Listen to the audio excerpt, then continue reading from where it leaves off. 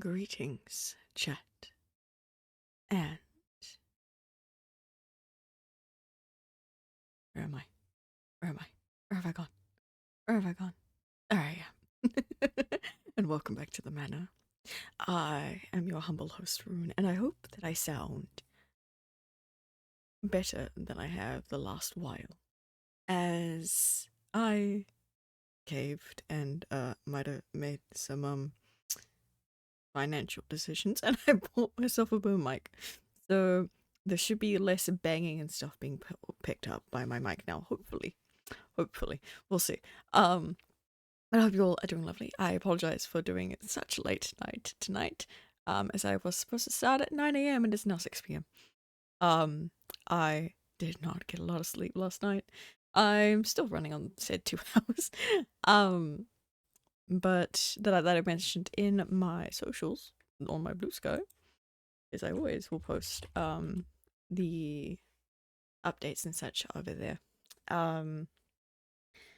But we're here now, and it's very exciting, and I can't wait to see how this mic, this boom arm works and such. But before we get on to anything too much, would like to remind everyone why we are here. I can spell experiment. Yeah, there we go. So my goal is simple: to reach Twitch affiliate without any help of my content creator friends and mutuals. I like to phrase this as I live a double life. And on the account that I am more known on, I have many people that could easily help me get to affiliate. And I have proven that by, streaming on there every now and then. And now I've been given the option to already provide monetary stuff in preps of getting affiliate. And I got the message like this afternoon when I was like playing around with my settings, because I was teaching a friend of mine to how to set up OBS so they could start streaming. And like when I was going through my things, I was like, hold on, what do you mean I could have monetary gain now? Huh? But that's not on here. That's over there. The account that I am better known for. So it's proving to myself that there was no challenge if I were to, stream solely over there. And where's the fun in that? So this account is for me to push myself and challenge myself to hit that goal on my own without the help of my friends and mutuals and those that I work with over on that sphere. They are aware of this account. At least quite a few of my fans are also aware of this account, but not the name, as that would defeat the purpose, since a lot of them are very curious and want to come find me. Do not. Anyway, let's move over to the game that we're going to play. I need you to know, the entire time that I've been sitting here waiting for this, all I can think of is, it's the final chapter. Why would a kid? Come on, game. Come on, there we go. Checking the sourcing just to make sure everything's decent. Well, like, play around with that. If I bring you up a little bit. Okay, that seems good. But yes, welcome to the letter. We are now, finally, after weeks. When was the last time I played this? We are now on Luke Wright's chapter. So this is some wild music to come back to. So where have we been? So recently, probably not use that one. Hold on. We're still on Ashton? Should be on Luke. Wait, hold on. Load. Oh, yes. I remember now. Chad, we must choose. Do we go the route where we killed Ashton? Or not? I don't even remember which one it was.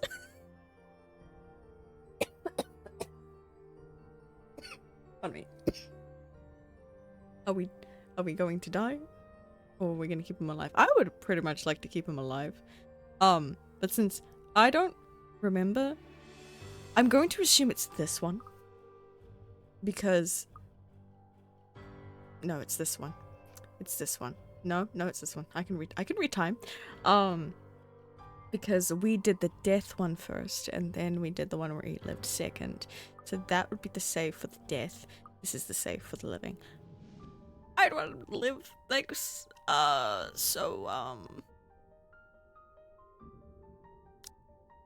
we're loading that. So we get even worse music as we go through what we've done.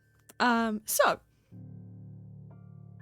where do we begin? So we've just finished Ashton's POV.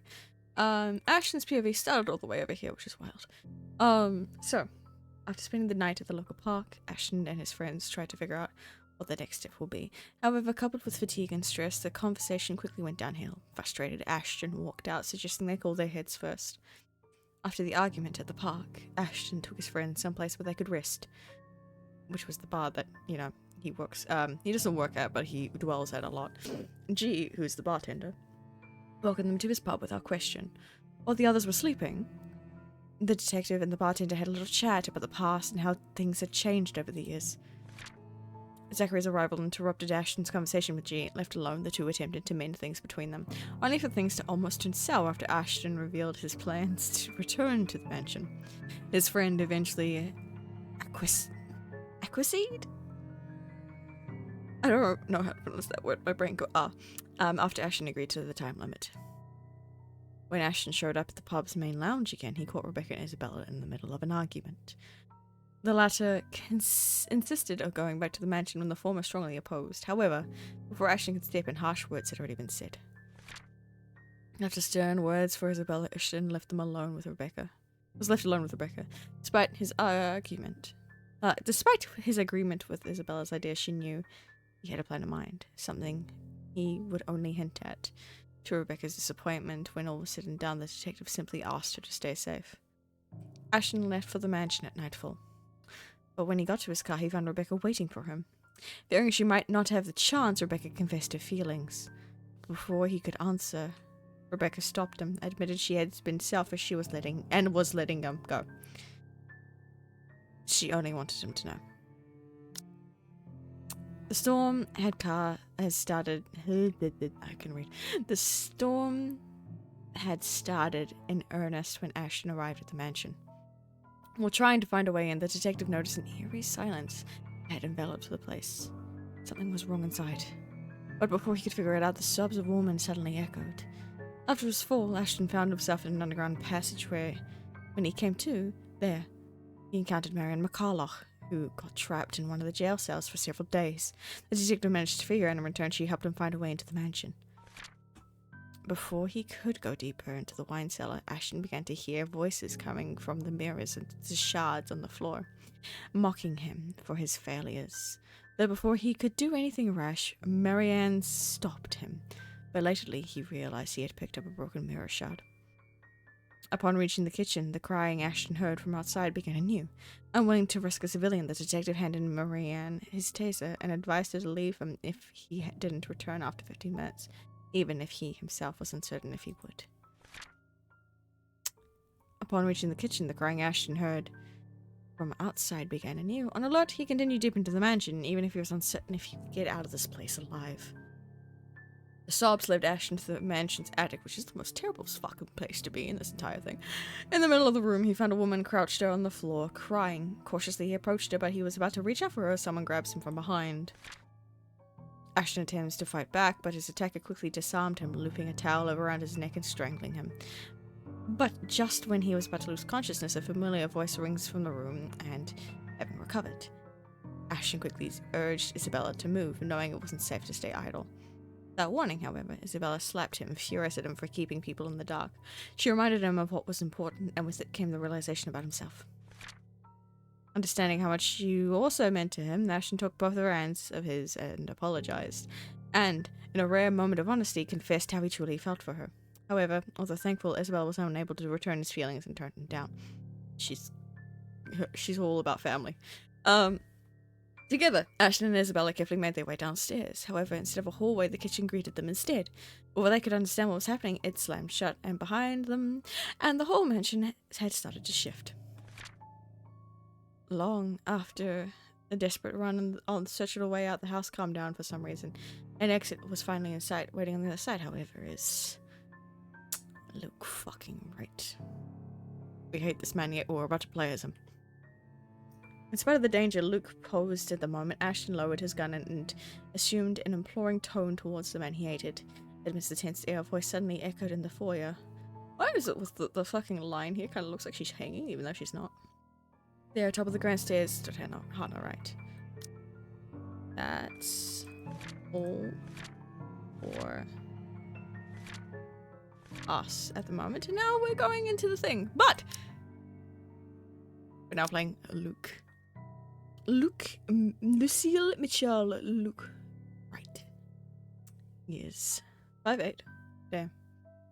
Master's taller than me. He's 31. British. You can kind of give that vibe. I did not read that as bread, but bread pudding sounds nice. Money, woman, and power. Oh, he's a prostitute's son. Oh. Nothing wrong with that. He spent his childhood roaming the streets, begging and pickpocketing in order to avoid home.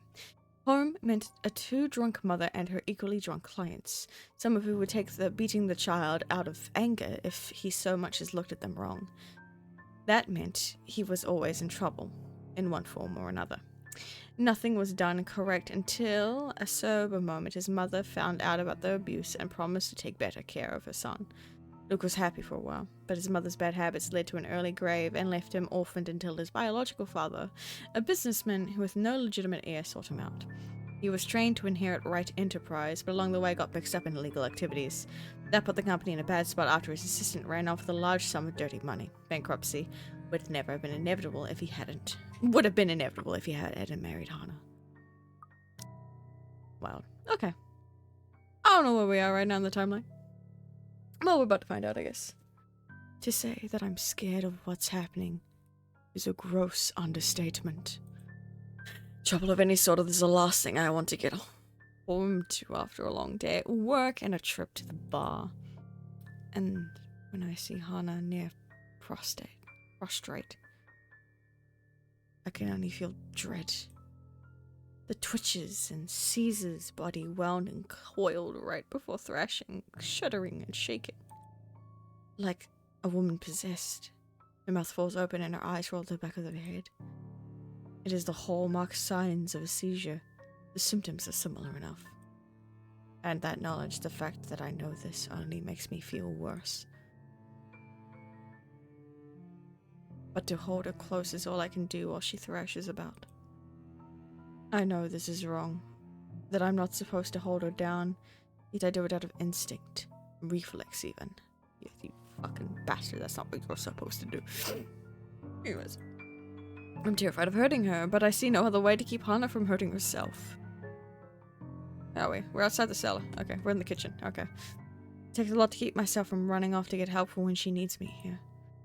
And it takes everything I have to keep myself intact.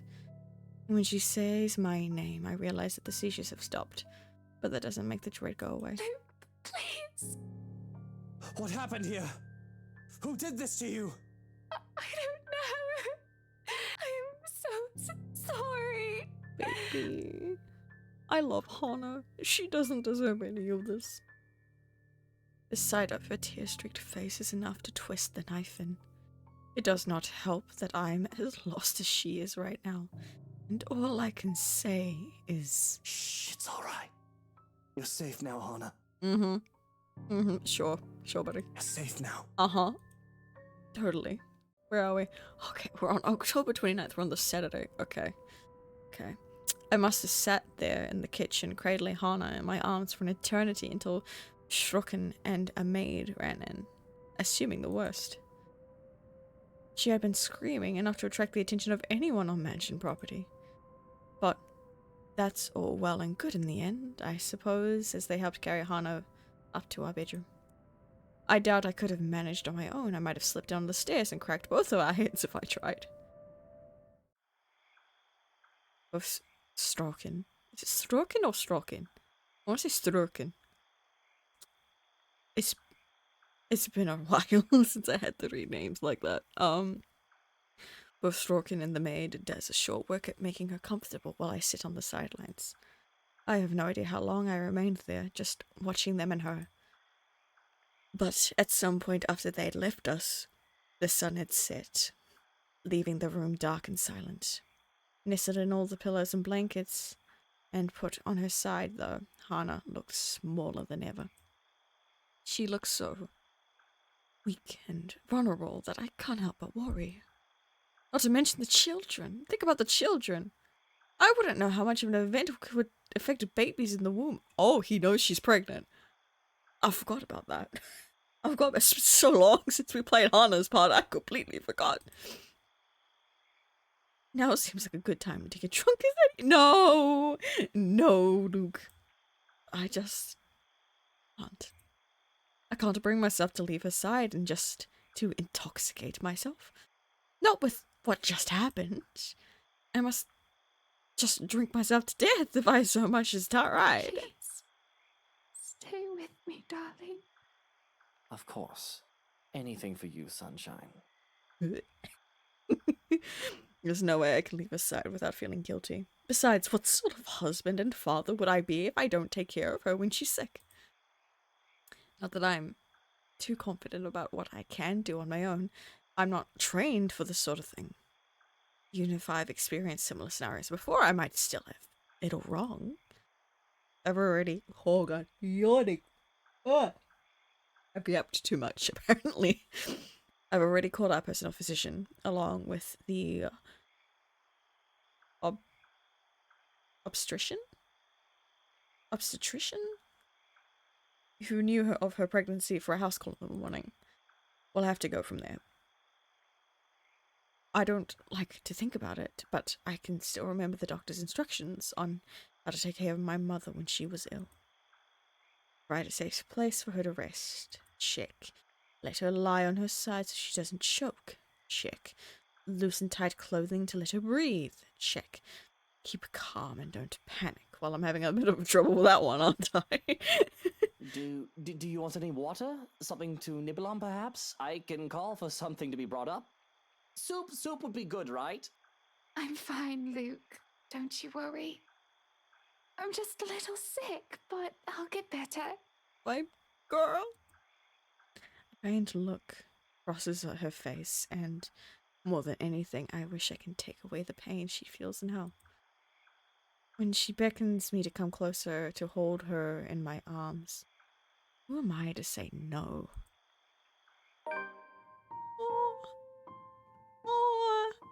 Oh, that's actually cute, and I fucking hate him for it. Have I gotten that achievement yet? Hold on, I want to find that out. I want to find that out real fucking quick. Do I? The fuck is Steam? Where the fuck is Steam? Not there. Hold on. Where the hell is Steam? There it is. Hold on. I want to see. Have I unlocked that before? Because I don't know. Library. The letter. No, I haven't unlocked shit. My body still quivers. Tiny shakes that make my heart feel like it's going to stop and give every time they happen too much. I take care to give her room to breathe, no matter how much of an uncomfortable position it puts me in. Her scent is enough to bring me at ease. Golden flowers, marigolds, buttercups, buttercups and daffodils. I'm not sure if she smells this way because I surround her with them when I can, or if she's wearing the perfume I gave her last Christmas. There we go. Now, are we comfy? She nods her head weakly, a smile barely making its way on her lips. I'll be ready to fulfill any request she has, anything to make this easier for her, anything to make her happy. But when she speaks next, I feel my breath catch in my throat. Sing me a lullaby. Oh, baby. A lullaby? Of course. I can do that. You better. Fucking better. I know what I've done. So many things in my lifetime that would just justify a horrible end. But not Hana. She doesn't deserve this. If it's all far too horribly... This is all too... Oh, God. Dyslexia, please. This is all far too horribly familiar. I find myself in bed clutching reverently on an ill-beloved, wishing it isn't real and hoping it doesn't get any worse. That says worst, but I'm pretty sure it's supposed to be worse. To find myself screaming at a god I've long abandoned and forgotten. Not her, not again. Take her and you will bloody rule. To have a lullaby shared so that we can forget the pain and the fear. Hush, my darling, don't say a word. I'm gonna catch you a mockingbird. Hey, he's not that bad of a singer, but it hurts my ears. I can feel her breathy laugh, though she doesn't tell me to stop. If this amuses her, then that's fine. But her breathing soon evens itself out. A good thing too, and before I know it, she's fallen asleep. It only would be as easy for me. I certainly don't envy her, but I don't particularly like how my mind runs right now. Battered and frayed, clutching at straws and asking myself if I'll really let myself fall apart in this moment. It's alarming how that just the thought of losing her could break me, pregnant or not. And if that mockingbird don't sing, I'm gonna get you a diamond ring. I've already lost my mother, the only other woman I've truly loved in my life, and without knowing then as a young man, that wounded a great part of me. I'm aware now of how scarred I am, for lack of a better term. And if anything ever happens to Hana, well, I don't know what I'd do after the fact. Would the loss drive me insane? Would I become mad and swear bloody vengeance on a world that deserves less than her? Would I end up drowning in sorrow and guilt until I end up drinking one night and figuring a bullet is the way to go? Or perish the thought. Would I become like my father, the one who had no further love for anything, not others or even objects or self?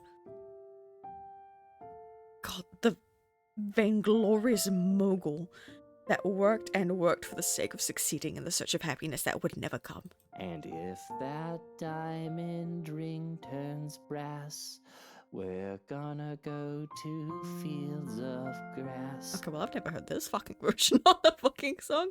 I thought it was a looking glass. What is this? For a long while, I was that man, wasn't I? Pursuing gold and glory and nothing else. Bloody hell, I even started courting Hana for the money her family had. She was a mark to be attained. But she was just so bright. And I don't mean intelligent, though she certainly is that too. No, she was bright in a manner that she could bring such sunshine to anyone's dreary life. I thought I would need a part to put a mask on with her, just like with all the others. But if anything else, she made it feel so constricting, suffocating, that I pulled off the mask on my own. I had wanted to be myself around her, just as she was so willfully showing her real self to those around her. It wasn't some sudden realization. There was no eureka moment. It just happened. And in those fields where we roam, we'll take daffodils for our home. Okay, I see why we went the daffodils route. We would meet up and talk about business, but then those could only last for so long after a few dozen dates. We ended up talking about other things, little things that didn't seem to matter so much, inconsequential things that one would end up forgetting in the grand scheme of things. Good food, good music, dogs, the film we just saw, books we've read while we were apart, and places we wanted to go, or wanted to go to. Things that weren't important suddenly, confused me so much. But I was happy. And at some point I told myself that this was the woman I wanted to spend my life with. Then I could forget that a lot. You did forget that a lot now, didn't you, you motherfucker? fucking cheating bastard. I'm fine. It was out of some misguided need to be my own person, not to be defined by anyone else. I refused to put her on a pedestal or make her the center of my universe. Married or not, we were our own person at the end of the day. But I would forget to, at the very least, remember that she was there with me. And if those daffodils die and wilt, we'll still have the home that we built. You didn't build shit. Sorry, I hate this man. I hate him. I'm adjusting my position because my body hurts. There we go. Ahem. She made me better, but I am still me to an extent. Still the son of a bitch that has something to prove. I forget it again and again, no matter how hard I try. I'll spend extra hours at the office or something or another to have favorable stocks, to take care of a debt or something. Sometimes I'll even bring work home if I hadn't gone to drink and destroy my liver. I flaunt the riches, some of which aren't even rightfully mine in the first place, and lord myself over everyone else because I fucking deserve it. Fucking no, you don't. Because that is how I prove myself. And when I don't have that to prove myself, when I don't have to prove myself to Hana, it's because sometimes I wonder, had we met under different circumstances, had I grown up a different way, would all of this be any better? Would we be any happier? Good night, my sunshine. Now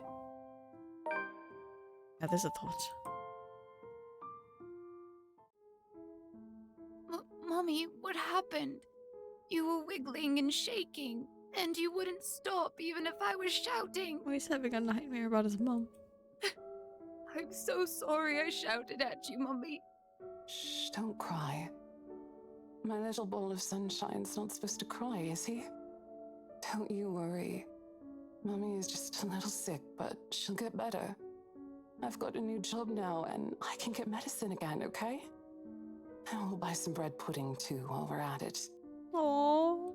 Please don't do that again, Mommy. It's scary. It's okay. I'm here. You've got nothing to fear. But you have to be brave, too, Lucille. Even when I'm not around.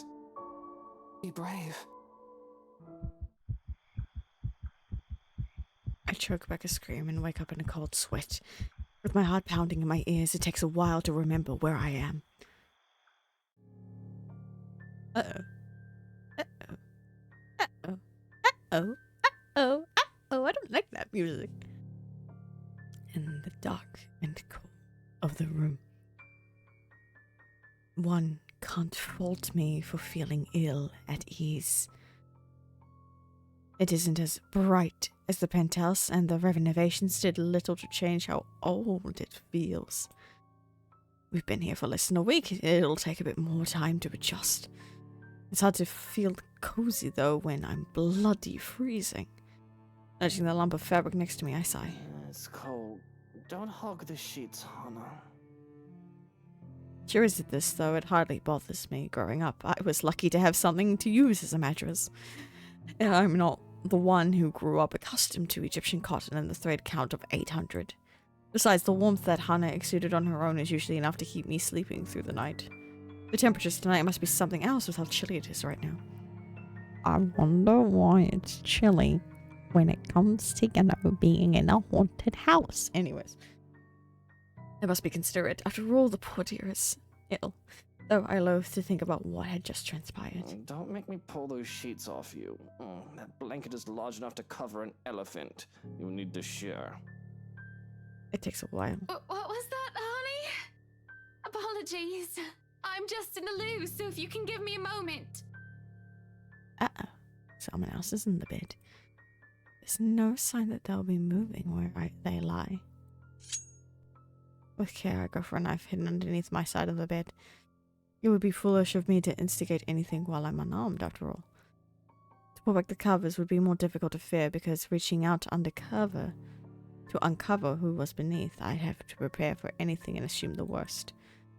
If I so much see the nozzle of a gun, there's hoping. There's going to be a murder tonight. Now, I know they say not to bring the knife to a gunfight, but I think I can sink a blade in his liver faster than he can point and aim. I see the rise and fall of the sheets, though it could easily be mistaken as a fault of the breeze. I hear their breathing. A great sense of foreboding comes over me, making me hesitate with my plan. I should just get Hana and myself out of there, not to look back and let security handle it. That's what they're there for. Or maybe I should just man up. There's no way I'm risking the chance that inaction will put Hana in danger. But what's the worst that could happen, right? I've no reason to be afraid. Bro, never say what's the worst that can happen when you're in a fucking horror movie game. There's no boogeyman under the bed, no monster in my closet. If anything, these things should be afraid of me. Right? I grab a fistful of sheets and throw them aside.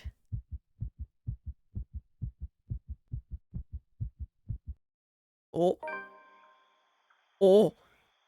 Oh, did you see that? Oh, did you see that? There was a fucking face there. No, you wouldn't. I was in the way. Fuck it.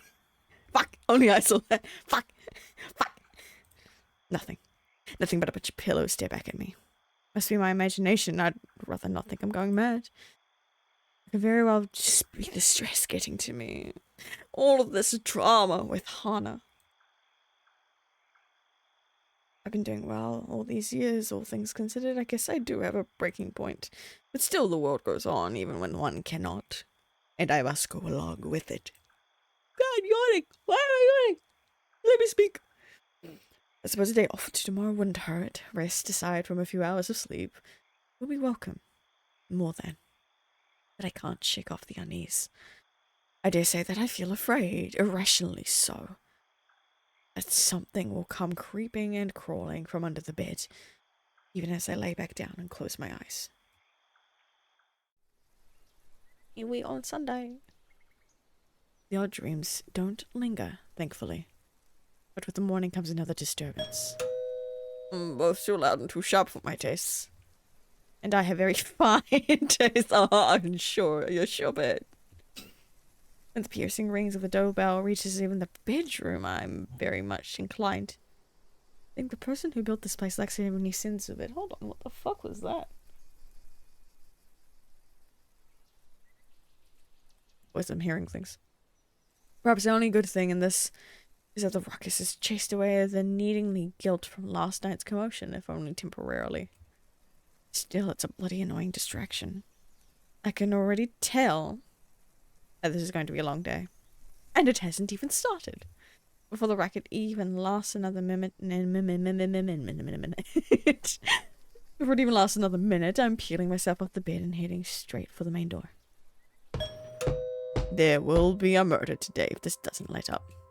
How quaint. It seems everything in this blasted universe is intent on getting on my nerves as of late. God and Bennett! Only a Nancy would knock at such an ungodly hour! In the first place, I shouldn't be the one doing this. This is why I hired a valet, for fuck's sake. Where's that damn butler when I need him? I'll be honest, if only for today. With the mansion this quiet at this hour of the morning, it's easy to believe those little ghost stories might be real. Oh, but the only horror here is the news Hana has brought forth yesterday and the very idea of me being a father.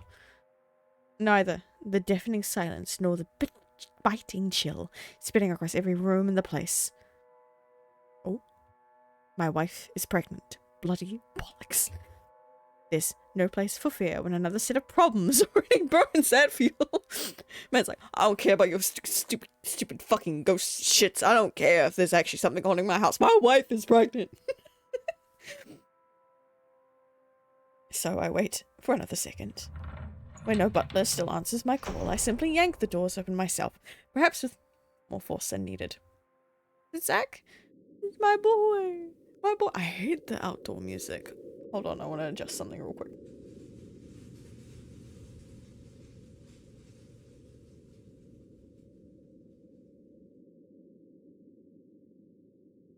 Okay, how about that for like distance? I think that might be fine. I've just moved my mic a little. Okay. Maybe it should be appropriately there, considering the person on the other side of the hour, he dared appeared on my doorstep. Even someone with half a brain knows not to disturb anyone this early. A brief confusion quickly gives way to anger, and before the bloody photographer can even get a word in, I'm hurling venom at him. It's less than he deserves, really. Anna will disapprove, scold at me for treating the man with such disrespect if she hears of me right now. She seems fond of him, after all. Ah! Fucking forget I keep doing that. Treats him like a friend she's known for years. She is not here, isn't she? Oh, what she doesn't know. You again. It's bloody 6 in the morning. What the hell is it now? Listen, sir, I know this is not a good time. Oh, it's not a good time. Did you even check the clock before coming here? I bet you didn't. This is still my home. My rules also apply to this place as much as Holland's do. As simple as that. Unlike you, the ones living in this house need to sleep. It just so happens that it's also a person I will never take a liking to. No need for remorse. Luke, are you racist? Luke, are you fucking racist? Come back when people are actually awake, or I'll call security on you.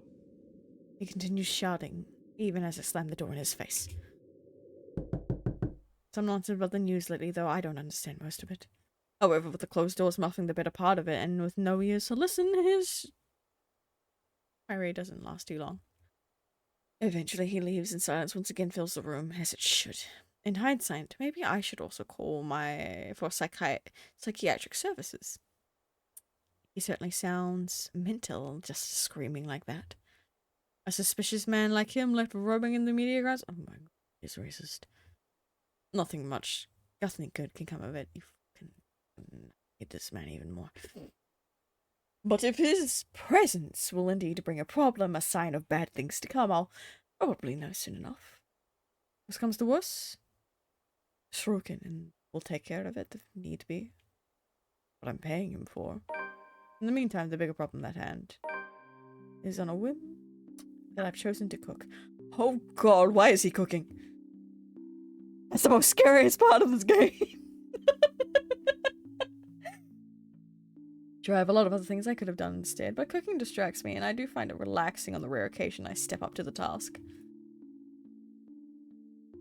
Oh my god, bacon the beans! Oh, like, holy shit. Whoa. Eggy. I'll tray 2 plates of roti paired with spicy beans, boiled eggs, hash brown, and bacon, topped off with peppers, courgettes, and akis. I can't— there's a double space there. I can't get back to sleep after my abrupt waking earlier. Though I did think about drinking to get some 40 winks, so I've changed my mind at the reminder that my very pregnant wife is still sick in bed. I love my alcohol, no doubt, but there are times when even I shouldn't drink. Yes, you should never fucking drink, Luke. As it is, I'm running on nothing but 2 cups of coffee. The surprise on Hannah's face is apparent the moment I step into our bedroom holding a breakfast tray, but it quickly changes to a look of delight as I place the tray on the bed. Good morning. What's all this then? Oh, that does smell good. I made breakfast. In hindsight, I probably should have prepared something a lot healthier for you. Oh my god, Luke. Oh, don't you fuss. This is absolutely perfect. A little grease isn't going to kill me. That's just true. Feels like forever since I last had your cooking. I don't see what you're so enthusiastic for. I'm no master chef. I won't be too mad if you tell Johans to cook something else for you. That just means more for me, of course. I can't wipe the grin off my face when Hannah takes a bite and it looks like she's enjoying what I've made. It would be a lie to say that I'm not glad or proud that I can make her happy. Oh my god. Though perhaps I haven't been able to do that as of late. But Hannah needs me now, and that counts for something, doesn't it? Yes! Yes, it fucking does! Step up your fucking game, Luke Rhodes. Can you tell how much I hated this man? Oh, I don't think I can finish this all. But I shouldn't I? After all, I am eating for 3. I'm so surprised she's having twins. I'm gonna be so real. I feel a terrible pit in my stomach at the reminder. I try to fill said pit with food anyway. Good luck with that. But bloody hell, I don't think I really—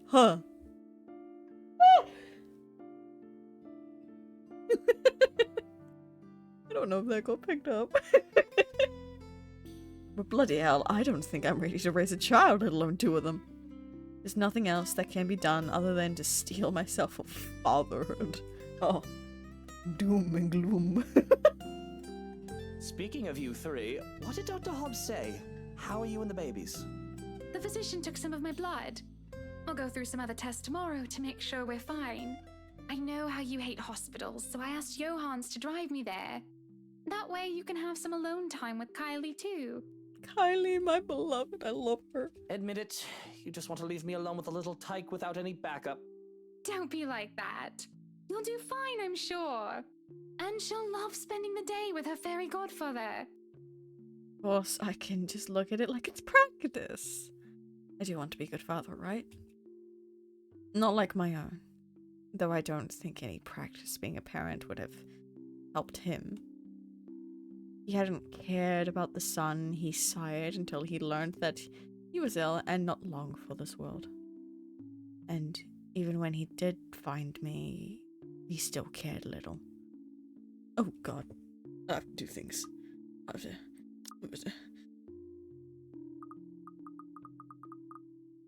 I definitely do not want to be like Damien, right? Oh my god, his name was Damien? Wild. What's our relationship like? I don't want to get better. This man looks fucking psychotic in his fucking image. Jesus. I'm gonna say for the children. I'm just worried about the children, Hana. I know you can take care of yourself just fine. You're one tough cookie. Look at you, already becoming a great father. Yippee! Please be a good dad. Just please be a good dad. Hold on, I'm gonna pop up in a drink. Hold on. There we go. One day, when the kids are all grown up, I'll tell them the story of how their dad is being a great big worrywart. Just leave being pregnant to me, alright? Oh no, he can't leave anything to himself. He's so fucking everywhere. Chop my drink. There we go.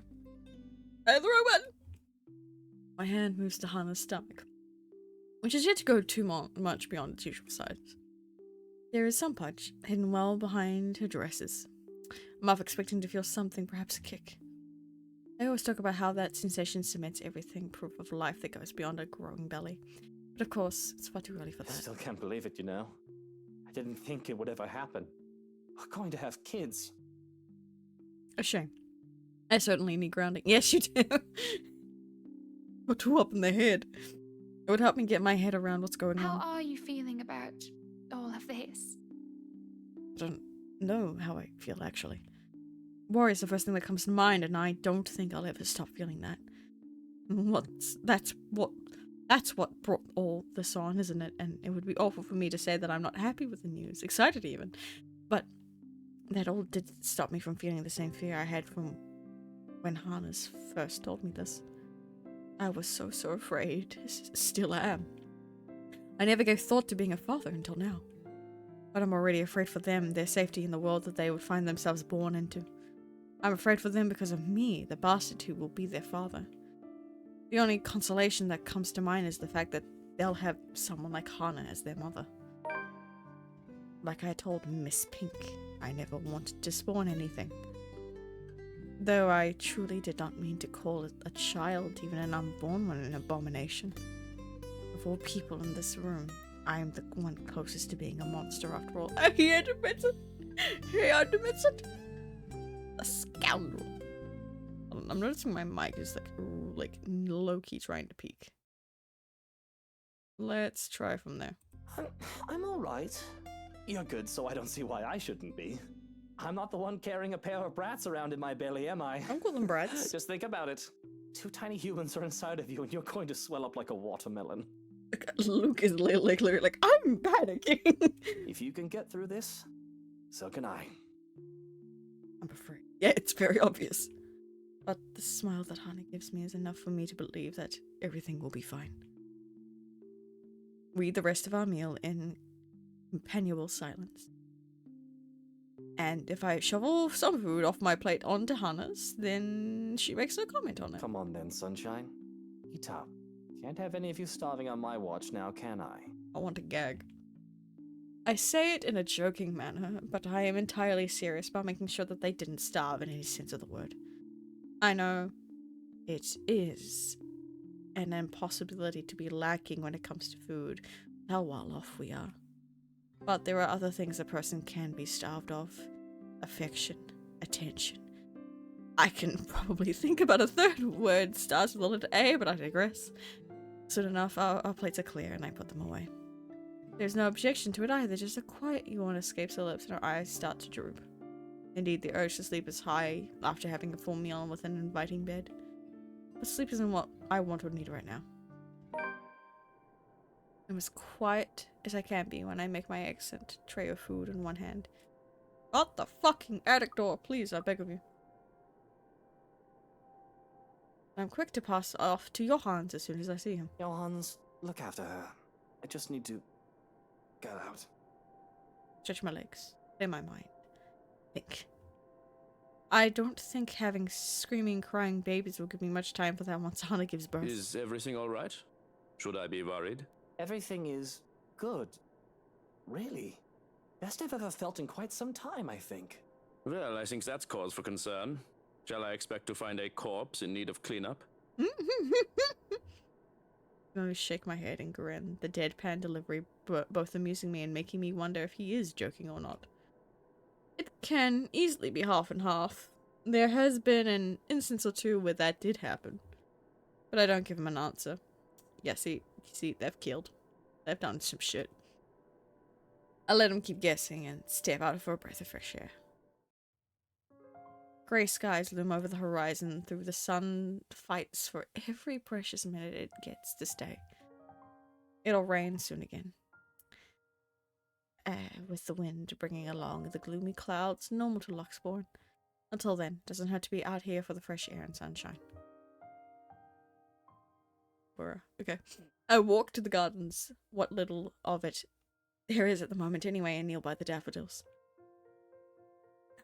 These were the first to be brought here, and planted on my request. And if nothing else, they brought in a sense of peace. They were Mother's favorites. Closing my eyes, I lift my chin just to welcome the light that shines upon me. And for a minute I can imagine myself as one of the flowers, peaceful, blooming, and all too happy to stand in its warmth. Life would be so much easier if we were all like flowers, wouldn't it? Yeah, it would be, wouldn't it? I didn't step out here just to get all philosophical. I have problems much more practical than figuring out the meaning of life after all.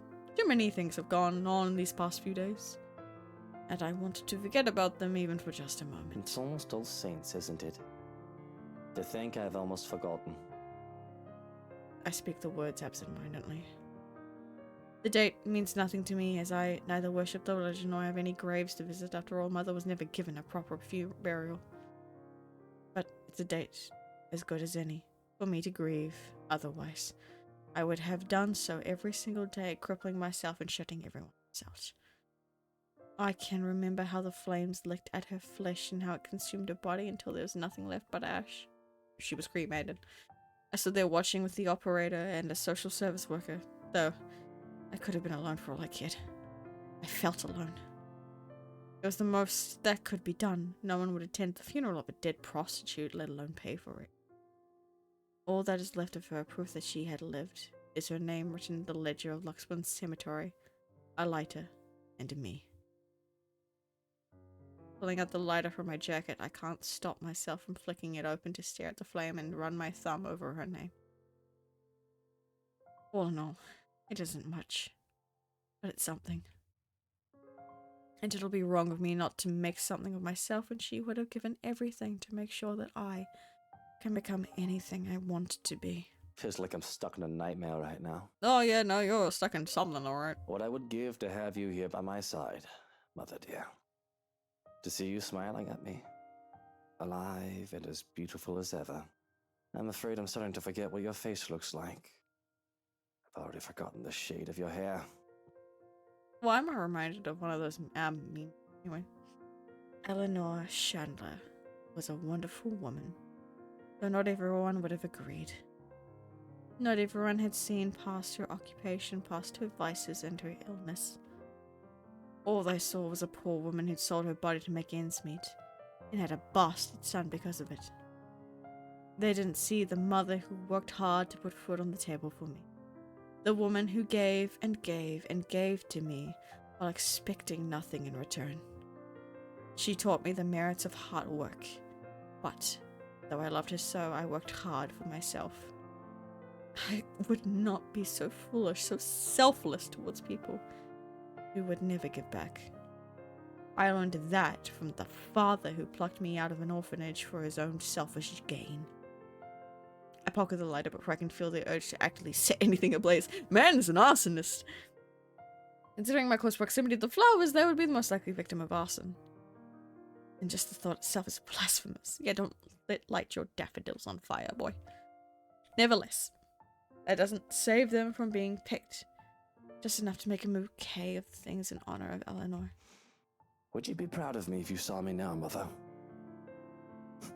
Maybe. I mean, you have a big fucking house, and you have a lovely wife. You're always so forgiving.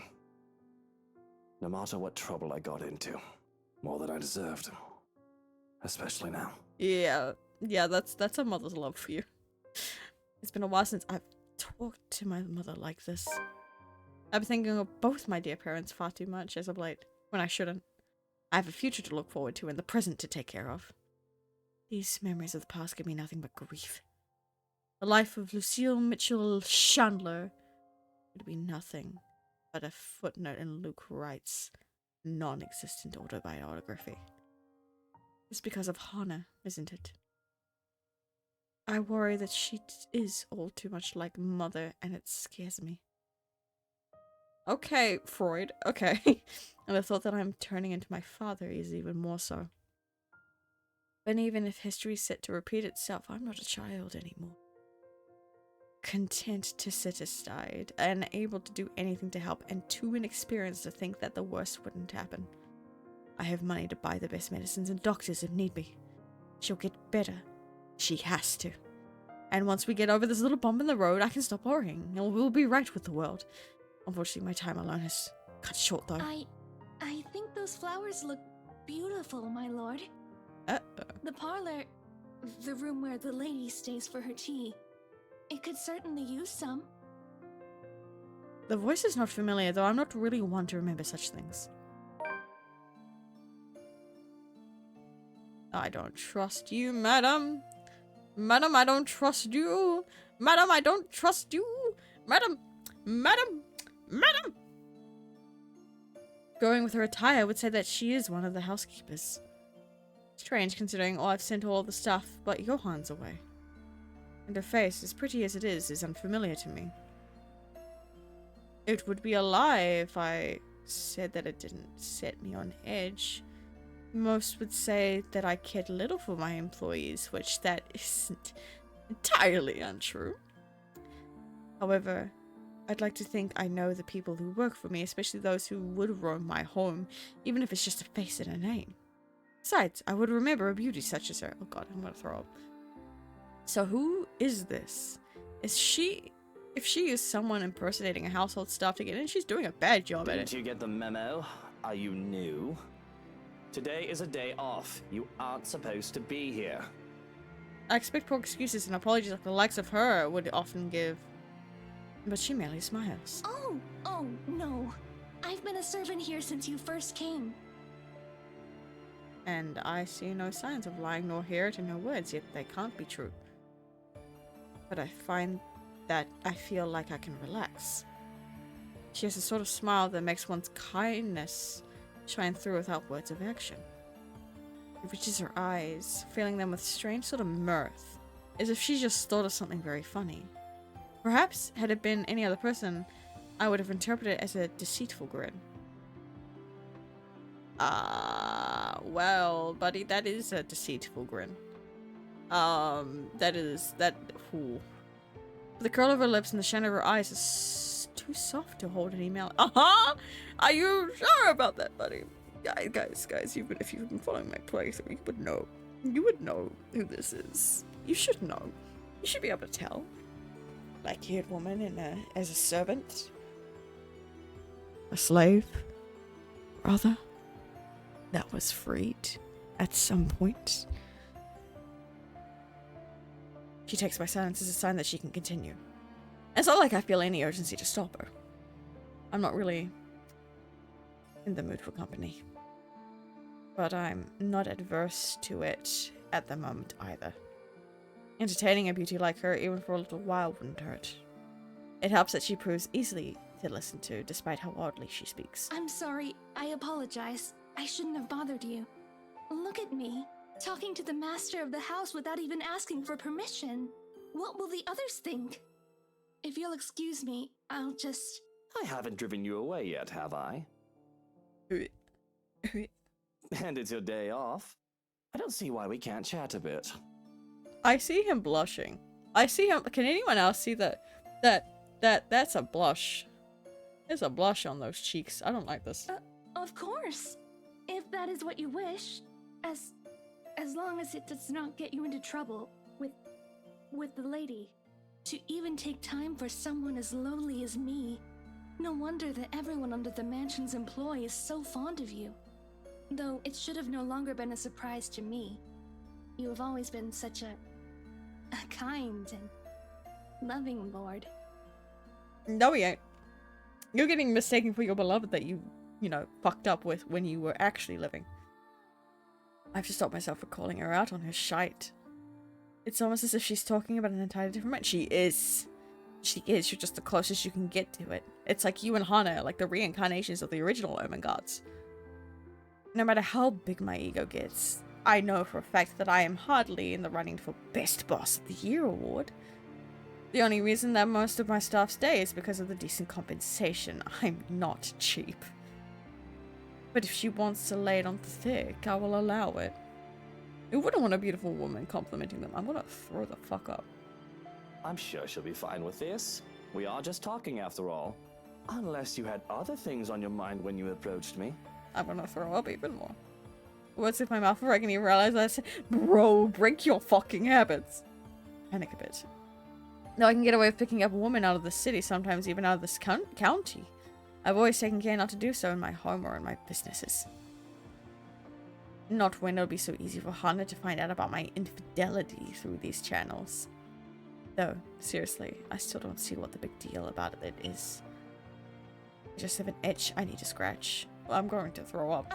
I know it must be amusing to see a girl flustered for a man of your stature. But please don't say such things, my lord.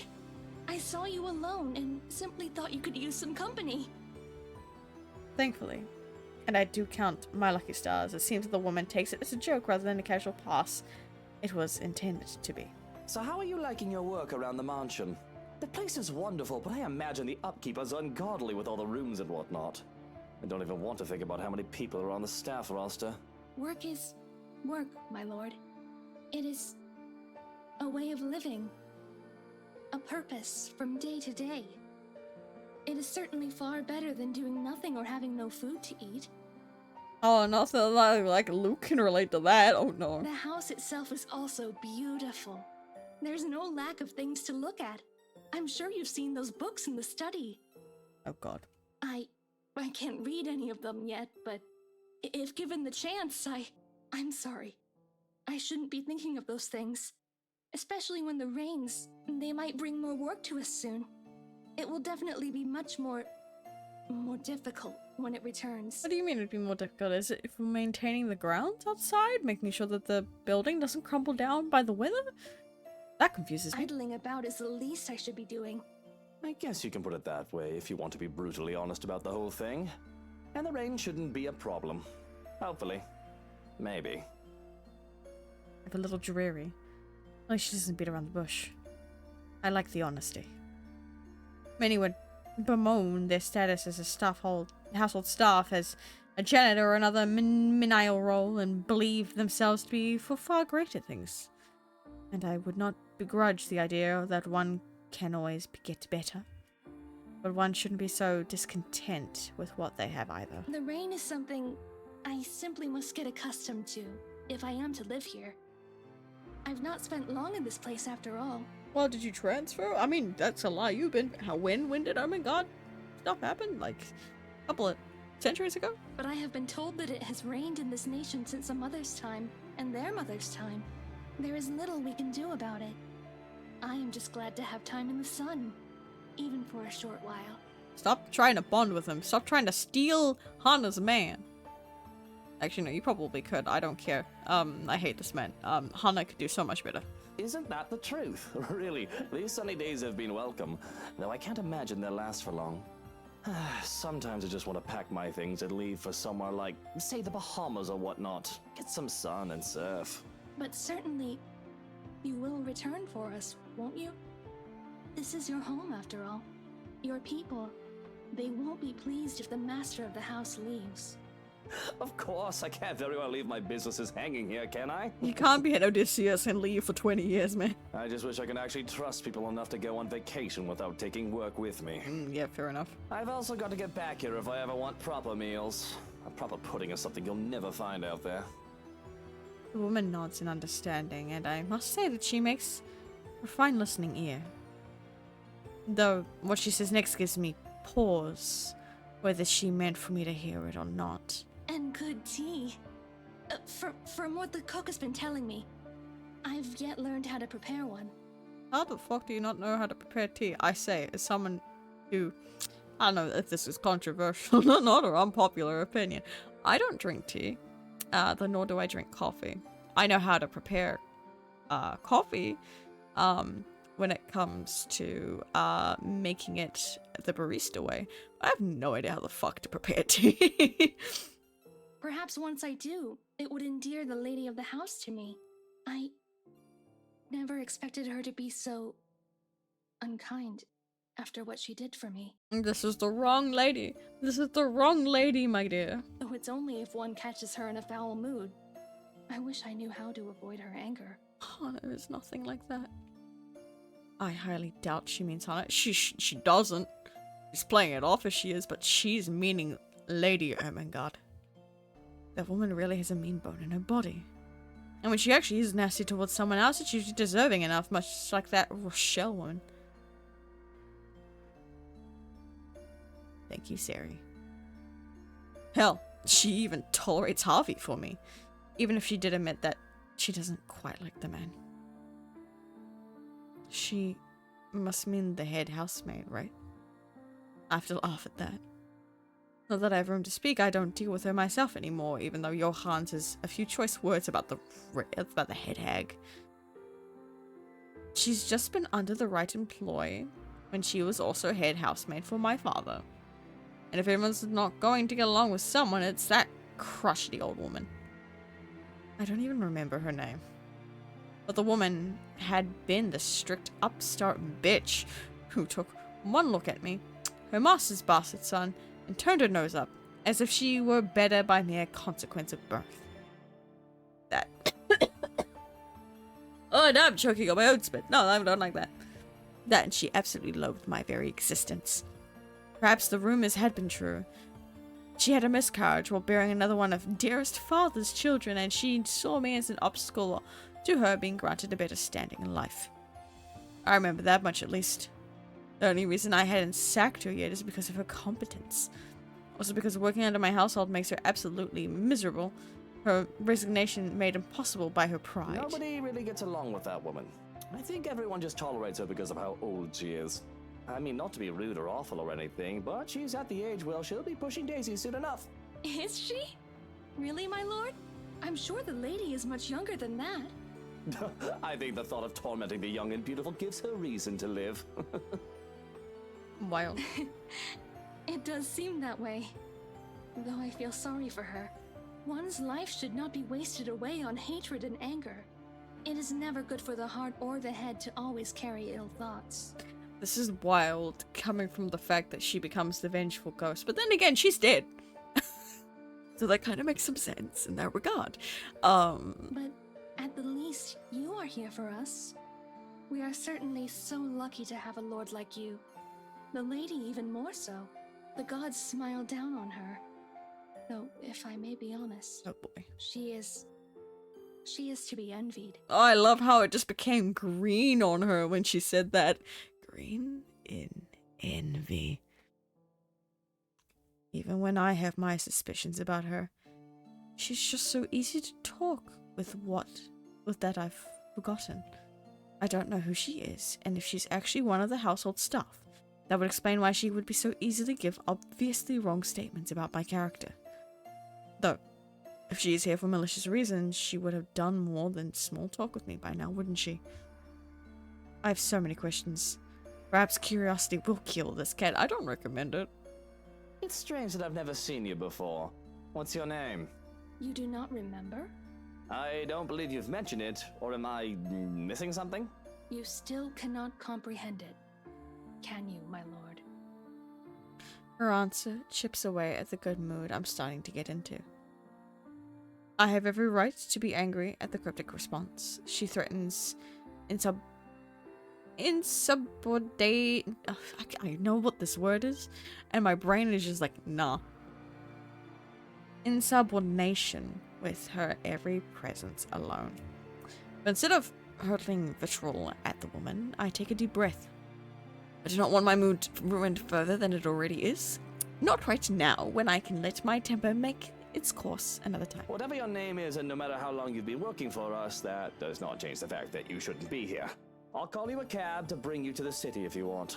Shouldn't I? What if I do not wish to leave? There we go. I merely desire to stay by your side and serve. Is that such a deplorable thing? My girl, you need to move on.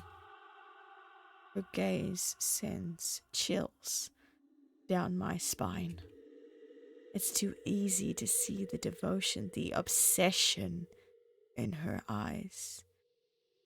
Not the good sort either, as her scrutiny makes me feel like I'm laid bare. The offness of her presence is all the more palpable, and the feeling of bugs crawling on my skin and the silence that makes it seem as if the world has stopped. Any friendly atmosphere we might have had going for us is completely forgotten. Danger. A small part of the back of my mind screams. That part has kept me alive all these years. And in hindsight, it'd be stupid not to take heed of it. But I've grown arrogant, complacent, and content to hide behind the wealth and power. Yes, it's a deplorable thing, as you said, because I'd like to be alone now. Thank you very much. If you didn't want the day off, you should have reported to your superior. This is utterly unprofessional of you, and I shall be issuing complaints. In fact, if you know it's good for you, you should start looking for another employer. It's at my threat, the smile on her face. That's tight. I see. It escapes you still. This is unfortunate. How despairing that this misery must go on. But maybe, if you come with me, I can help you. I can... When she reaches out for me, I recoil with a hiss. How dare you lay your filthy hands on me without my permission? I am not going anywhere with you. Now step back and walk away before I have you forcibly removed. There we go. There she is. There's our woman. As if a switch had been flipped. The woman's expression turns horrific, although that may very well be the understatement of the century. She herself turns horrific. Her presence is suffocating, bearing down on me. I'm rooted on the spot through no fault of my own as my fear paralyzes. You are too much like that vile woman, poisoned by her rotten influence and her filthy words. But that can be remedied now that you're here. Oh, how we have waited to welcome you home. Come, my lord. The house beckons. When her fingers grasp the back of my coat, I finally find it in me to break it off into a run. I still feel her eyes on me as I run back to the house, but I refuse to acknowledge it, let alone look back. All I need is to get away from her and to make sure she stays away. That means acting like a coward and seeking out company to keep me safe. Nobody can tell me to do otherwise, fair enough. That's one of the only good things you've said all day. Bravery isn't something to be lauded if it comes along with stupidity.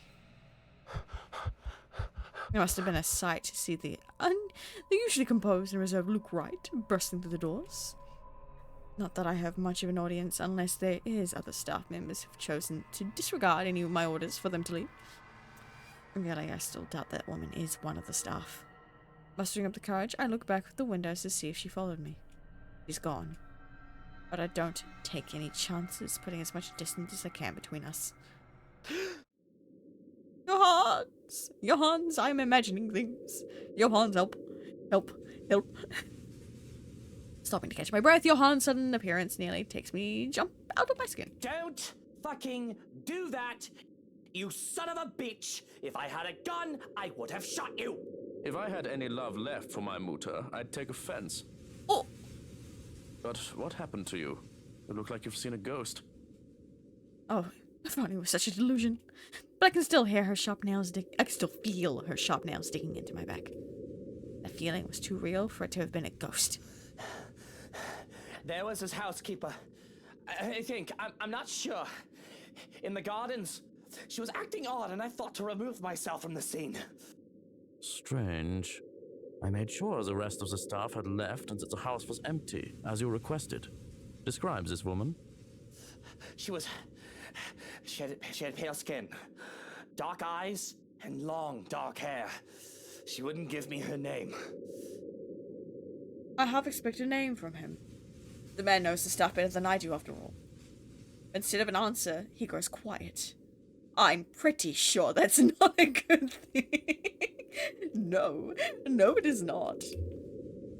I'm even more worried than the other man looks me over to have to protest when he pulls back on my collar. What in the bloody hell are you doing? Checking for marks. Needle marks, to be exact. We don't have anyone like that among the staff. You could have easily been kidnapped. A cold feeling settles itself over me at the thought. I've long established my power over the more unsavory characters in Luxburn.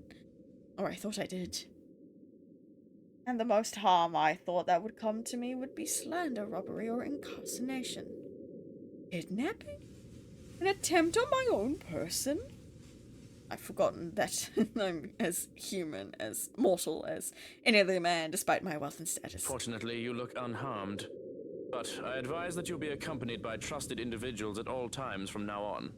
If not me, an assigned guard. I'll be informing them of this soon, as they return from their day in the city.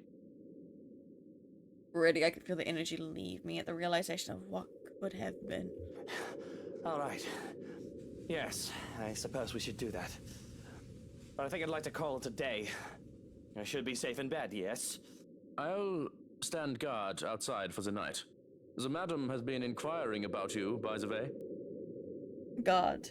Any other threat would alone be enough to make me feel safe. Though what I saw, whatever it is I saw, would one man be enough? That's all well and good. But there's something else. That housekeeper. She. Luke, you're home.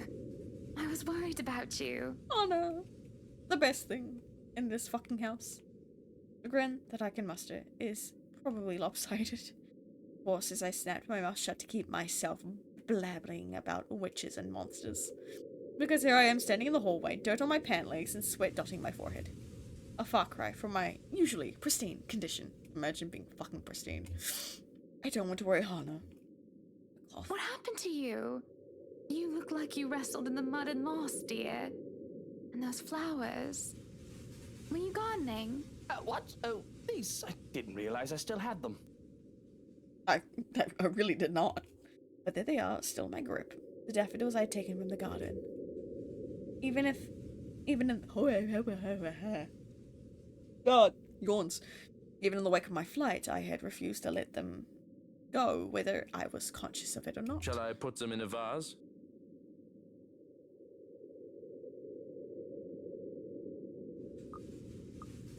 Saving. Give them to Hana. Yippee! Perhaps I did it to save face, or maybe a small part of me really had planned to take them for her. But, like a young man presenting flowers to a Valentine's, I awkwardly thrust the bouquet in Hana's direction. They're for you. These are lovely, thank you. But aren't these? The surprise is to be expected, and the open-ended questions needs little interpretation. But I've never given her daffodils before, especially not from ones that I considered mine. They're for you. Don't make me think that kneeling around in the dirt was a waste of my time. It's not. It's not. Just. Are you feeling alright? I hope whatever I have isn't contagious. I'm not sick, Hana. I just got them for you. I thought they'd make you feel better, brighten up the room. I don't need my intentions questioned. The thank you was enough. Wild. And I didn't mean to insinuate anything. But you are right. Thank you, truly, for these. Look at, she's blushing. She's so cute. What the fuck? I hate how this man treats her.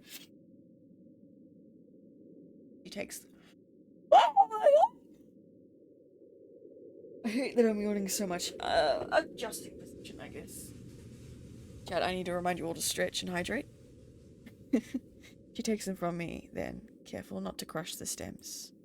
There is still uncertainty on her face, which endears and annoys me in equal parts. But she does look lovely with them. The very picture of her is something that should be immortalized in paint. They should be for Mother, but it doesn't matter anymore. Why don't we turn in for the night? You must be exhausted with all that gardening. What does a dead woman care for flowers? Oh god. Oh god. We're on the Halloween. Alright, here's the real question. Where are we on the fucking tree? Whee! Whee! Oh. Whee! Fuck. Whee! Whee! Oh, okay. No, we're so little. We're so little through. Only it's marked no percenter at the moment. Man, I don't think I have the energy to continue going. This is annoying. Why must this be a short stream? Trying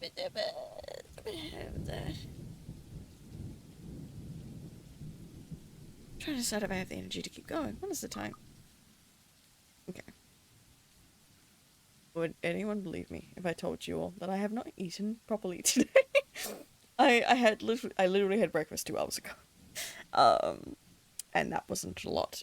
But I don't know what I'm having for dinner yet, so this is also a conundrum. Why am I so yawny? I know why. I didn't have a lot of sleep. Would you like to hear about the dumb thing that I did yesterday? So, I do stream every now and then on the other account. Like I said, that's why I have near affiliate status on there, which is quite surprising to me. And I am an artist. That's what I do over there. I do art and such, which you'll get to see soon, aside from the assets that I do here. And I wanted to do a very productive stream where I focus on some unfinished projects, and I streamed for 10 hours. It was a time.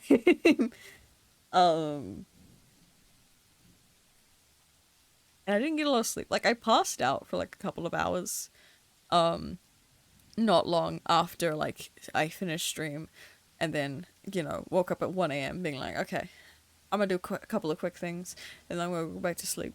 And I couldn't fall back to sleep until sometime after 5 a.m. And then my alarms for 7 for stream at 9 a.m. woke me up, and I just went, I'm on 2 hours of sleep. I need more sleep before stream. And I tried to go back to bed and I didn't fall asleep. So I'm tired. But what you guys do get to know was the stuff that I did stream on the art account was for a project that I'm currently prepping for. But my audience doesn't know that yet. I had to be very careful with my words so I wouldn't give anything away. You guys get to know, because it's our little secret. Our project might feature here. Depends on how far we're on the affiliate journey. So if I do stream on my little Minecraft project, you guys will get to see. But we're not there yet. But it is funny that I can actually, you know, give you guys more hints than my actual account because people are following me there like a hawk, trying to get as much little details as they possibly can. But here I'm safer to tell you what I need without giving anything away. That was fucking terrifying. I don't think you can hear him, but we sometimes have a cat that likes to come visit us for food. Not ours. He has a collar. And I just hear in the background his noise. I'm like, was that from the game? No. I got a little nervous there, but I'm fine. It's just a silly cat. Okay. I'm going to see if I can hit 2 hours. So I'm just gonna push for a bit more. We're about like 1 hour 27 minutes roughly at this current moment of the recording and the stream. My VODs will say something different. They'll probably put me at like 1 hour 20. I usually cut out the portions where there is no audio just to make things a little nicer for the people that are viewing this, because sometimes I generally don't have my audio for my Spotify in my VODs, just so like copyright shit doesn't happen, like just a precaution. I would really like to stop yawning. Holy shit. But I will try to see if I can go forward a little bit more, considering that's not the one I wanted. Considering right here, that's where we are. And the thing, if I point up, so where's this? Alright, you see where this is here? That is way more space than there. It's about, okay. It lines up about here-ish. About here-ish. Let me just hide myself just so you can actually properly see how much. We've got a lot more space to go. I don't like that. So I'm gonna just push a little further for today. I'll see how I feel in half an hour if I can keep going on, or if I really need food. I do encourage you all, chat, to take better care of yourselves. I do have a drink on me, and I did have a snack right beforehand. So please take this moment to, get a drink, hydrate, rich. But let's continue. Really, little sleep was had, and I feel completely drained come morning. Even when Hana rises from bed in spite of a mild fever and invites me down to breakfast, I can't be bothered to drag myself out of the comfort of the sheets. It's not like I need to do something particularly important today. The rain has started sometime during the night and doesn't help the mood. Okay, maybe it just helps, just a little. The strange sunny weather has been nice and all, but for the return as it should be, feels like a good sign for things to come. Perhaps things will settle back to normal and the crazy drama that has gone on lately will die down. The rhythmic pitter-patter of the rain fills the early morning silence of the steady beat. Thank goodness I don't have to be anywhere in a hurry today. I would hate to be caught unaware. I would hate to be caught unawares in this rain. With how it looks inside, it seems that the weather is making up for all the sunny days it has given us with good old-fashioned downpour. It does let up within a quarter of an hour, however. The day beginning with a cloudburst like this, locals usually take it as an immediate sign. Luxborn's abysmal weather is back. Likely for good. Are you sure? That's now very fucking sunny outside.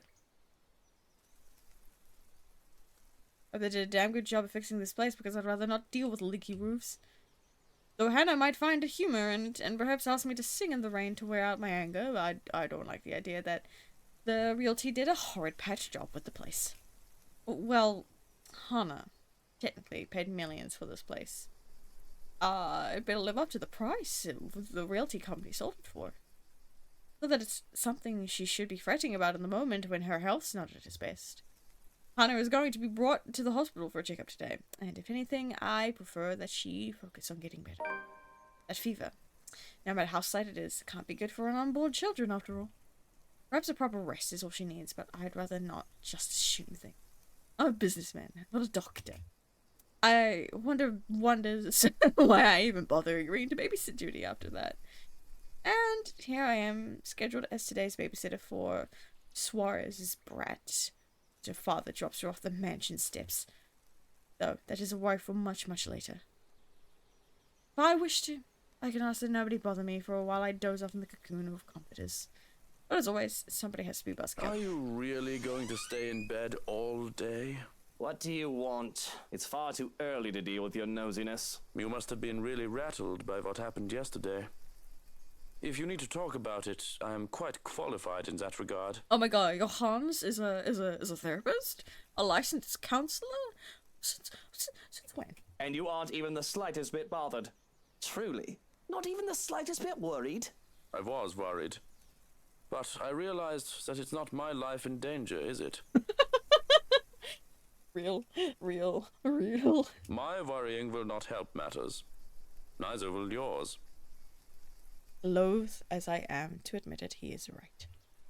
The whole thing might have rattled me, but there is little point in jumping at every shadow I see from the corner of my eye. I shouldn't lose my head for a threat that might not even come. I should know better by now. But I've never been this worried about a possible threat of my life before. I'll be honest here. If anyone is in danger, it's Hana. I can take care of myself just fine. But with security tightened, I'll have at least one guard, if not 5, making sure nobody gets within 10 feet of me without my say-so. Anna, on the other hand, is pregnant and will be far away for most of the day. It is a small relief that Johannes will be with her. Are there any updates about the woman? Being in the dark has me on edge. Information, any at all, may very well help me in calming down. I've already briefed security about her, and more from the agency will be arriving tonight. But they haven't seen anyone fitting the description. So you have nothing then? Fat lot of use you guys are. What do I even pay you for? You were seeing a ghost, mister. Do me a favor. There's the door. Don't let it hit you on your way out. Oh my god, Luke. Well, there is something. It's about McCulloch. Can anyone blame me if I show the tiniest bit of interest? She's still not done with the house, and she's a nice enough woman. Plans to go back to sleep are gone. I called her secretary about taking the day off. He hasn't heard from her over the weekend. She's probably passed out after enjoying a pint or 2 or 10 in a bar somewhere. She's an adult. It was the weekend. She's allowed to disappear and not think about work. Fuck. I wish I was passed out after a night of drinking.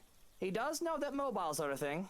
That's all well and good, but she's not answering her mobile either. Because it's lost battery. It's been down in the basement for the entire weekend. Mr. Parker will be filling a missing persons case with the police if she doesn't turn up today. Certainly someone must know where she is. Tabs are kept without fail on people who come to work with me. Background checks and constant surveillance until they've finished their contracts with the rights.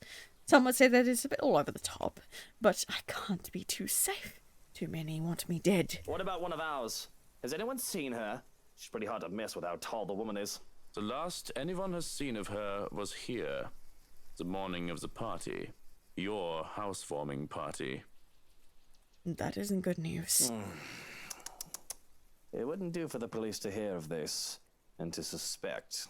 Oh, but Ashton would love it, despite the fact he's already been taken off the case. It's of little import that I can easily prove my innocence. It's all a matter of principle. Because even with the accusation of misdemeanor should not strain my reputation. Although, maybe it is a bit too late to hope for a squeaky clean one. Besides, it'll be such a hassle to have police poking about the house looking for a body that doesn't exist. Now, if we're done here, I'd like to go back to sleep and...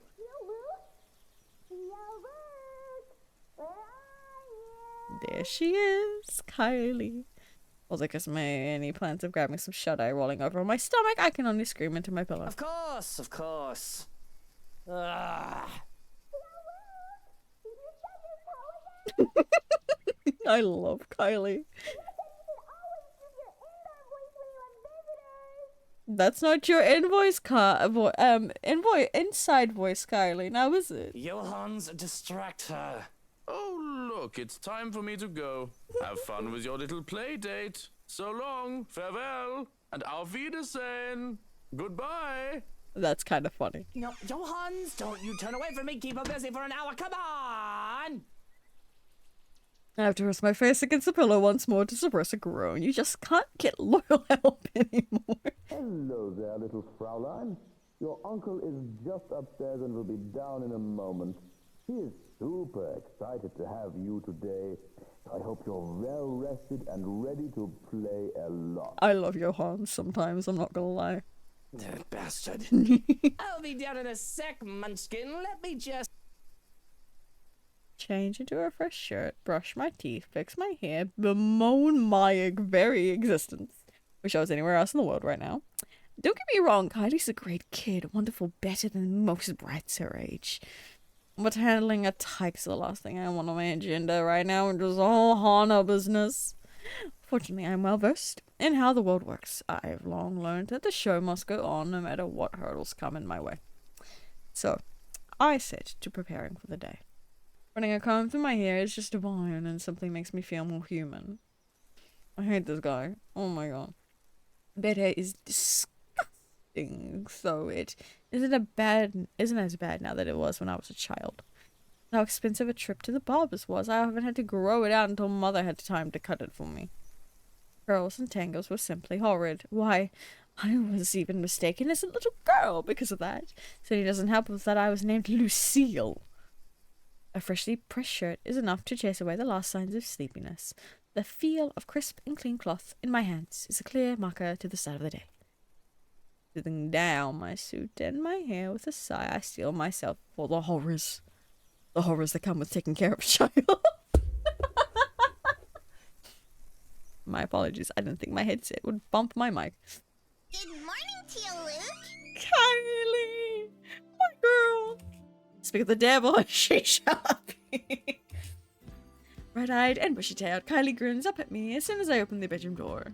She swings the backpack she's clutching, hitting my leg in a show of impatience and looking entirely unapologetic for it. Did you just wake up? Oh, tell me you forgot. Our playdate today. Get his ass, Kylie. I doubt I'd forget. Kylie's visits are frequent enough thing that they've found a way into my schedule. They're supposed to be visits to her godmother. But we can't pick who a child gets along with. So long as I'm not busy, her father can drop her off for one day. Which is all well and good for me, if it makes the Suarez focus on the work I've given him. Besides, she's a bright child, tolerable. She's got a good head on her shoulders and can get pretty mature for her age at times. Of course, they have to thank me for that. Her parents just can be a partial credit, but Hannah and I did have been there for this kid since she was literally just a small babe. I can still remember the first time I saw her. It was during her baptism. The only reason I was there was to accompany Hannah, who was to be named the godmother. She was such a tiny thing, not even a year old, and swaddled in her mother's arms with white cloth. It was the first time I really saw an infant up close enough to hold one at least. Man. It had been terrifying to be given such a little child to carry after the whole water ceremony. I've never done so before that, to hold a little life in my arms. Could have just dropped her on her head and this little tyke before we would have stopped existing then and there. Oh my god. The child just smiled at me, babbling nonsensical words as children do and clinging to me even as I tried to hand her off to Hannah. She had thought it hilarious and adorable. My suit had been a mess and I was already an anxious wreck by the time I handed her back to her mother. Yet it was pleasant too. To think I might be doing it again soon. With Hannah's children. With our children. With my own flesh and blood. In a few months' time, I'll be cradling them in my arms, hearing the ring of their laughter against my ears. It's a tender thing to think about. And despite myself, in spite of all the fears that I will never be good enough for them, I'm actually looking forward to it. Of course I didn't, you little rugrat. I just had to take care of something before you arrived. Really? Well, I guess that's fine. As long as he told me for work like last time. Nah, he got no work today. Really? Now why don't we go back down and have breakfast in the parlor? Yippee! I already ate at home. Man. Papa made one of his tortillas de patatas. He wouldn't let me leave until I finished every bite. Nah, Suarez infamous tortilla de patatas. Those things are bad. You can probably use one to bludgeon someone into submission with how huge they are. It's a miracle Kylie can still be so energetic. I had trouble staying awake the first time I had one. Speaking of staying awake... Well, I need some coffee in me at the very least. But if you'd like, you can jump straight to dessert. Yes! Dessert, please! It's easy enough to manage Kylie with the promise of sweets, thankfully. The hard part is managing her before she gets the sweets, because I nearly have a heart attack when the kid races down the stairs. Just the thought of her slipping and breaking her neck is enough to make me rush down after her. Oh, slow down, the food isn't going anywhere. The food is going somewhere. In my tummy. Yeah, but it's gonna take a while to be prepared, my dear. Jesus fucking Christ. Children. To shake my head, I usher Kylie towards the parlor and order a maid to bring food for us. Whatever breakfast there is, along with a cup of coffee for me and an ice cream for Kylie. But I can't leave the kid alone for too long unless I wanted to turn the other room into a slaughter ground.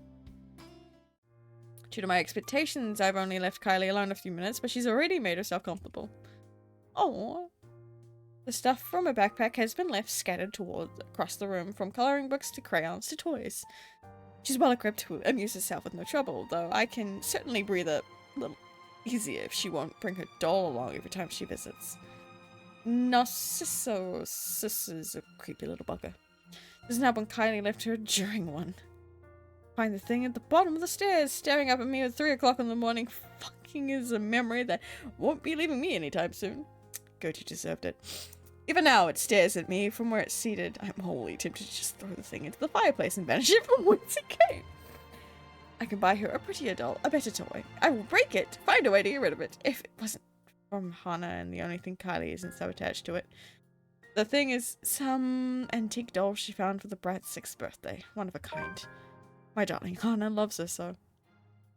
And Kylie does try to be a good goddaughter, but she just can't keep her interests as long with the wife.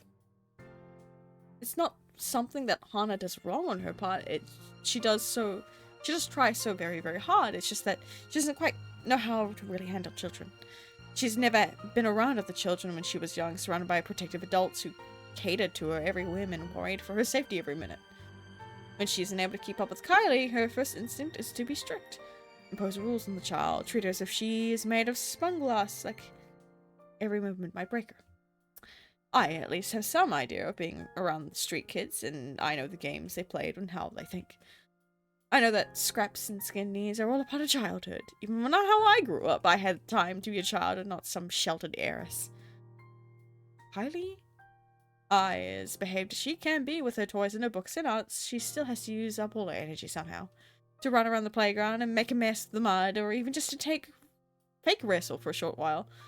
Let her be a child when she wants, I say. So, it becomes too much. If it becomes too much, just bribe her with sweets or ship her back to her papa. I did not finish that. I'll ship her back to her papa. Problem solved. Unfortunately, Hana isn't quite up for those sort of things most of the time, thinking it'll spoil the child turns a whole playdate awkward every time. Taking the last seat left, I pluck one of her coloring books from the table to see it filled with dinosaurs. Not exactly what I expect to see for a little girl, but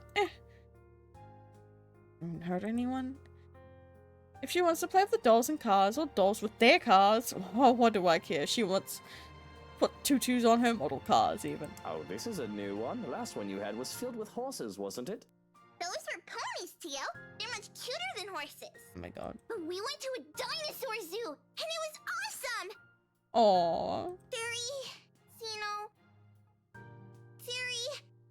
Dinosaurs are my favorite. Pterodactyl? I have no idea what that is, but it must be something. I'm only familiar with the T-Rex myself. Yeah, they found, fossils of its claws. They're really long. They think the whole theory might be a bazillion meters tall. Even even bigger than a T-Rex! Oh, really now? Tisa says it'll be big enough to eat all my classmates. Look at her determined evil face. I love her. Jenny laughs as I scrunch up my nose and grimace. Takako says you're making a really funny face. I keep forgetting Takako is following. Taka who? Takako, a friend I made. I have to stop and look around, expecting one of them to help. One of the help to be here. The child does have a way of befriending just about anyone as long as she puts her mind to it. But the two of us are completely alone. Thankfully, Johnny finds my disturbed look as another funny grown-up expression. That might be a lot more problematic than whether she plays with dolls or cars, though. Both the thought of Cisa giving Kylie ideas and one set of ideas being a massacre by dinosaur. Something I probably need to bring up with her father aside from work. Though behind murderous dinosaurs, creepy dolls, and imaginary friends, I find no trouble with Kylie. She's as energetic and precocious? Precocious? I can't. Precocious? I don't know that word. As any tyke her age can be. She's an angel if she can get comfy and settled in after getting her sweets. Oh, she's got pretty waffles. Oh, I'm gonna cry. That's so cute. We take it to our waffles as soon as food is brought in. Our waffles because she wanted her own plate to go with the ice cream as soon as she saw mine. Fresh plate of berries is brought in as well, which really goes great with the rest of this feast, as Kylie puts it. And if I indulge in the sweetness, I have a cup of black coffee to pair off with it. With our bellies full, Kylie grows content with just scribbling on a scrap paper and calmly chatting about a week. Sorry, I had to mute there. The coughing is kicking up. I need a drink. She talks of her older brother Rowan and their parents, now that they plan to go to the Bloxland of Berkshire for the winter holidays. She mentions Miss Pink, Rebecca, which I listened to with half an ear. Our initial meeting has been a mess, but I can't quite find myself to listen to stories about her teacher wholeheartedly. The phantom sting in my hand is still itching. She talks about the sad man in the park and of her... Wait, I'm pretty sure that was Zach. And of her new friend who likes to play hide and seek when she's not sniffing in the loo. When, finally, she finds nothing new to talk about and goes back to her drawings. They'll change as soon as her stomach settles, of course, in the calm before the storm. Because behaved as she is right now, I can feel the curiosity just radiating off her. There's a restlessness buzzing under her skin, and with a question on the tip of her tongue is... Often now with children her age. Or for now, I can take this piece with no complaint of however long it stays. I have fun with the crayons as well. At the child's insistence. Even I can't really draw. With Kylie using the black crayon that leaves me with the blue one, I have mindly started to draw Puppy with the best of my abilities.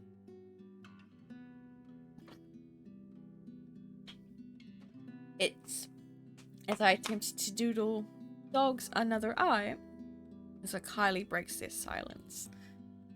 Tio? Where did Tia go? I saw them leave when I got here. Tia didn't look so good. I've been expecting a lot of different questions. The kid always has a whole bunch of them ready for me. But I can only sigh when she posed this particular one. She's just going to the doctor's for a checkup. And as kids go, there are follow-up questions. And you didn't go with her? Well, you were going to be here, sweetie, so I had to stay behind. So she's all alone? At the hospital? Oh, no, of course not. Tia has Johans and her maid and a guard. She's got plenty of company. Yeah, but you're not with her. If I didn't know better, I'd say the kid is trying to make me feel guilty. I would say that the tyke is evil for making me feel so. But I understand. When I get sick, Papa and Mama have to leave me with their maids, too. Oh, baby! Oh, they don't take care of you? That doesn't sound right. Even my mom took care of me when I was sick as a child. Well, they're always busy with work. Oh, I see. I guess that's no good. I know she doesn't mean to accuse me of anything. But as her father's boss... Maybe I do overwork Suarez a bit. There's a lot of responsibilities that only he is capable of carrying out. Delegation is a thing, sure, but when said responsibilities are legally questionable at best, putting others to the task isn't always an option. But Maybe your papa is in need of some vacation time. He deserves it, doesn't he? He's a hard worker. I could arrange something for the holidays. I could cut him some slack. Some of his assignments can wait. I can't do too much for the mom. She isn't one of my employees, but this would have to suffice. Look at her little face. I saw how shocked she looks. She was like, oh, really? Kind of face. Oh, baby, I love her. It would be worth it if it makes the little girl happy, because just like that, the somber look on her face turns to one of pure joy. It's like looking at a little sun warm and bright. It's nice to do something kind every now and then. Would you really, Tio? Would you like that? I'd like that very much, yeah! we can go to this museum! There's one with lots of cool trains and planes! I like trains! This came out after the ads for movies, so that's really fucking funny. And there's the local manor theme park! And a monkey forest! There's a kid adventure farm too, the wacky warehouse, and a play barn as well, and... Whoa, slow down there, Munchkin. I know you're excited, but I think you should let me schedule your dad's day off before you plan a whole year's worth of stuff. Varys giggle, but she does reel herself in enough to calm down, which is a feat in and of itself. It's obvious how giddy she is. And if she wasn't looking forward to the holidays before like any child should, she does now. I think Tia would be really happy if you were with her. You'll go to the next one, I promise, Pumpkin. You could have told me you needed to go to the hospital with her, Teal. I won't be angry. I'd love to be with her, but I wanted to spend time with you, Munchkin. And she told me to stay. Besides, I don't like hospitals. They always smell like alcohol. Not the good kind either. I don't think anybody likes hospitals. They're scary. Yeah. Yeah, I get that. I've been in them a couple of times.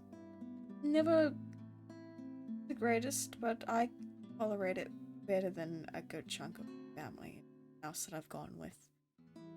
Even if I'm the one that's been admitted. Something that has happened.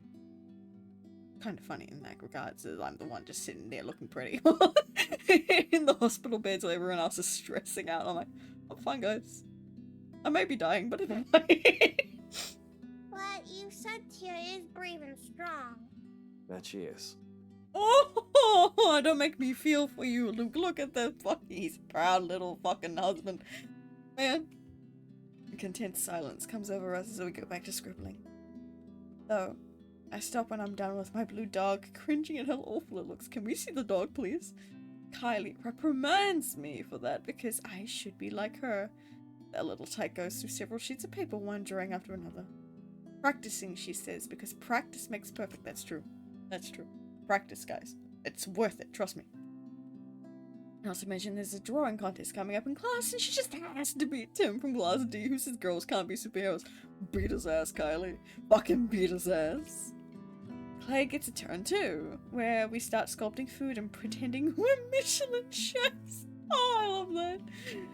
When we're too tired from tossing pizza and making cakes, there's no trouble in finding another activity more relaxing for both of us. I find myself invested in reading the pictures of Dorian Gray once more. Often I lose myself in the pages of the book. However, it is rather difficult to do so when I'm also trying to keep an eye on and ear out for Kylie. I've been reading the same paragraph over and over again even. Unexpectedly, I can feel my skin crawl when the girl sits with Narcissa by the parlor's fireplace humming, singing. Though I ignore it long enough only to hear the tail end of the song. Everything is up in flames, up in flames, up in flames. Fucking Everything London is Bridge. up in flames. Not My family. fucking London Bridge. Oh, thank God there wasn't anything else there. I would have fucking something. I swear to God. I swear to God. Oh, we know. That's not the button I wanted. Matching tree. Ooh. Apparently, that whole thing with Kylie was a thing. That we get that either way. Okay. Where are we? We are here. if we've made little progress. I've now hit the 2 hours ish, roughly 2 hours. But my body is going. So we're saving. I'm gonna hold it there while I have the eeriness of the music in the background while I do this.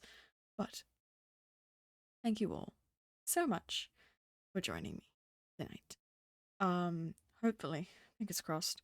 We will be doing tomorrow, not tomorrow, Saturday. Date everything at 9 a.m. New Zealand Standard Time, hopefully, if everything goes well. If not, please do check out the socials. The VODs channel, we keep up to date with decently. Like I'm pretty sure tonight we're posting last VOD. That's great.